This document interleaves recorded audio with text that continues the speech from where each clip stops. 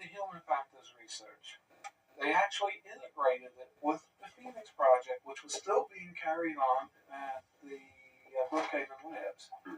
It had taken work from MK Ultra, had taken work from Wilhelm Reich, had taken work from many sectors, including the Philadelphia experiment, and they integrated this all into one super mind research project. And they finally developed the stealth technology so that they could literally synthesize the Earth references that human beings needed. One of the reasons they went nuts is that the human beings need the electromagnetic background of the Earth. When that bottle was sealed, like it was on the Eldridge, open-ended just a Montauk, and it became in the vortex, the electromagnetic background that we need, the Schumann resonances, the noise background of the planet was lost. And people went nuts because of it. They into the harbor, the back end of Philadelphia Harbor, and the order was given to turn the project on, turn on the equipment. Duncan here and his half-brother Al were on the boat, and when they turned everything on, it worked. The boat did become radar invisible. The boat actually became visibly invisible. Then it disappeared entirely. It was gone. Of course, the two Cameron brothers, one Al Bielek today was Edward Cameron back then, and Duncan Cameron, not in this body but another body, decided the party was getting too rough. So they jumped overboard. Except at that point, they didn't jump into the water. They expected to jump in the water, swim ashore, and get away from any rough times. But they found themselves in a vortex that the boat was in, like a wormhole in space and time, and they came out at Montauk Point in 1983, August 12th. And it's debatable whether they came out above ground in a grassy field or they came out below ground in the big antenna structure that was in the underground. We don't really know for sure because there is information that had both possibilities. But they ended up in 1983.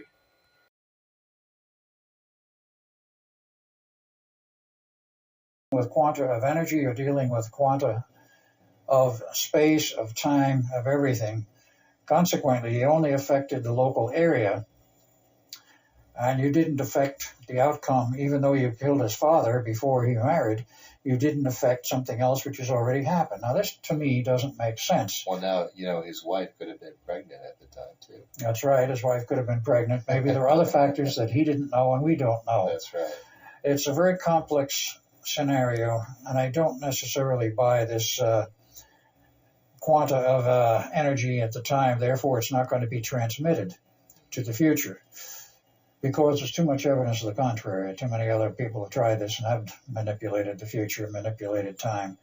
I've seen things in my own lifetime that had taken sudden strange turns where, let us say, a piece of information I know I had disappeared under circumstances you cannot explain.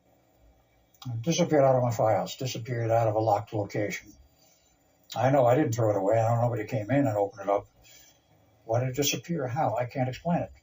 Here, let's get out of here. We don't know what's going on.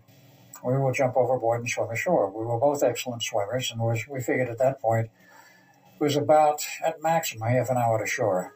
Half a mile to shore, and it was not a long swim for us. Let's jump overboard. So we both did. And that is the point where things got very strange. We did not hit the water. There was no water. We just started to fall. The feeling was like you were falling down an elevator shaft with no bottom.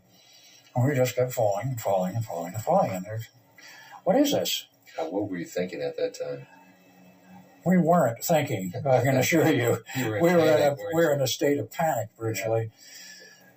Yeah. And could you see him, though, as you were going down, yes. Or did you feel alone? No, I could see Duncan hazily. And see, then the whole sequence of what happened from that point on became very, very bizarre because we came out of this sort of hazy area where we were falling through it, but I could barely see him, but he was there fairly close to me. We could see each other.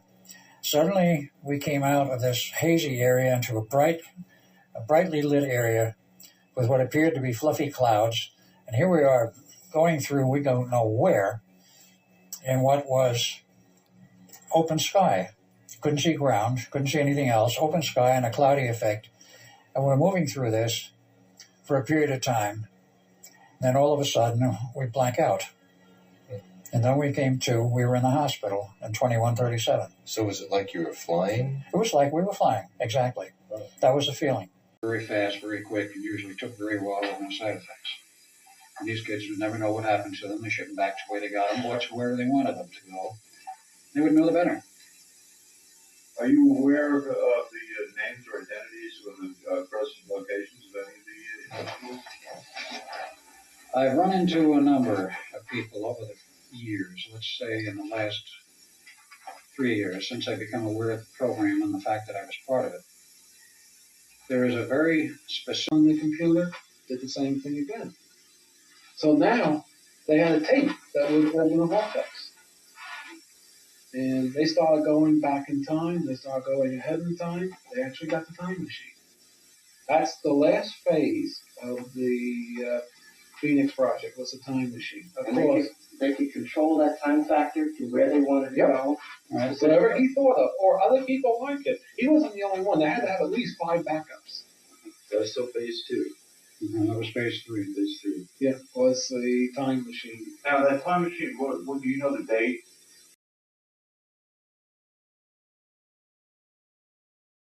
And it's weird, to say the least. The recollection is that you. First of all, how was it formed?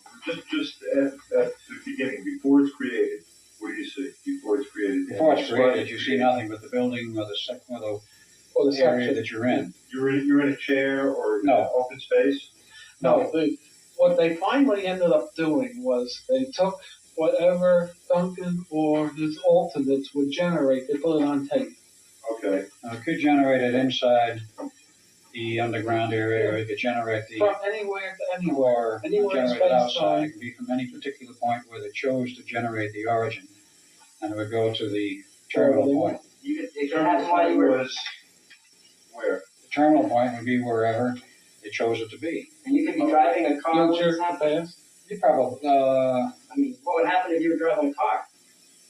Your car will go through it. if your car went into the entrance of it, yes, a car would go through and come out at the other end where it was. It could be 100 or 1,000 or 100,000 years in the future or the past. You would actually. I You was covering that other time to describe what happened. The entrance of a peculiar spiral tunnel which was lit all the way down. You would start to walk into this thing, and then suddenly you'd be pulled down it. You would more or less be projected. You didn't walk through it as such. You were more or less propelled through it. You walked into it. You walked into it, correct, start. Then you were propelled down the thing like some force grabbed you and pulled you through, and you'd come out the other end, wherever it is. You could be far in the past, you could be in the future, it could be very close by, and it could definitely be another place, physically, other than the point where you started and usually was.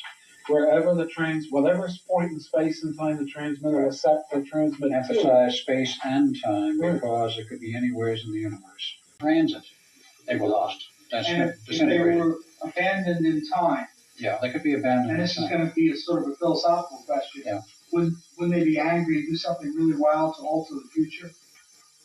Depends on where they were abandoned. Well, they did not abandon people in time. The problem was that the transmitter would glitch, and as you were in transit from time 1 to time 2, the tunnel will collapse. Yeah. And you're lost. You might be lost intact, you might be lost in a form of being atomically disintegrated, which Yes, That's the reason we exist in a time loop right now. What we do from one end to what Montauk penetrated in the past to what we do to where Montauk penetrated in the future is now fixed. Because it's fed back on itself. It's now fixed. It's fixed right now. It has to be because of that. It has to be fixed. You went forward in time.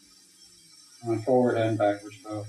One of the first things they did with the raw recruits, as it were, after they passed the initial tests and examination to see if they were suitable for the program, and were found suitable. I don't know what the reason was, but I do remember that one of the things they did was they sent every raw recruit forward into the future to a year around 6030 AD, and it was always to the same point, someplace in the future in the middle of an abandoned city with a square where there was still a statue in solid gold. For futures. But once the first projection is made into the future, from that point back, from the future, let's say they project from 83 to the future. Okay. From this point back, it's not fixed. Because the fact that he went from here to here has not fixed the turning Even point. after they turn off the machine or whatever? Because the fact they turned off the machine does not alter that he was here and then came back. Then that sounds like you couldn't change the present by sending someone to the past. Yes, Vice you versa. can. You can, yes. Around some 75, full underground railroad system construction started in 1959. But the Greys came in very large numbers. We don't know how many. The government perhaps does. It's estimated now that probably in excess of 1 million. And a very large ship that came in went into orbit around Earth, and they provided shuttles down to the surface of the Earth. They could not have gotten through without that rift in space-time. Now, they were here. Other groups were here. There was a group from Orion. They actually were in charge of, in many respects, not formally, but in charge of the scientific development of the Phoenix Project. Therefore, they knew what it was capable of. They helped set up the science and the technology. And they also knew of the critical dates. The dates of 12 August is actually the function of the Earth's biorhythms. The Earth has a series of biorhythms, 4 of them, which, like the human biorhythms, do peak out once every so often. And my lady back there has glasses. If they have this advanced technology, what do they need us for? They need us for 2 things. In fact, 3 perhaps, but number 1, in terms of the technology, they need our capability to manufacture hardware to their specifications, which we are now capable of doing. And so far as the Orions are concerned, they're engaged in an advanced base operation in a general warfare. And there is warfare going on out in space now. We hope it doesn't come to the surface of Earth. The second part of this is, in terms of the Greys, they need us as warm bodies for genetic experimentation to develop a new race. And involving this is also the CIA and our government in secrets, very great secrecy. They are doing extreme genetic engineering and have developed a lot of new things, including a totally new class of implants, which are now biological, not hard chips. And this is only one tip of the iceberg.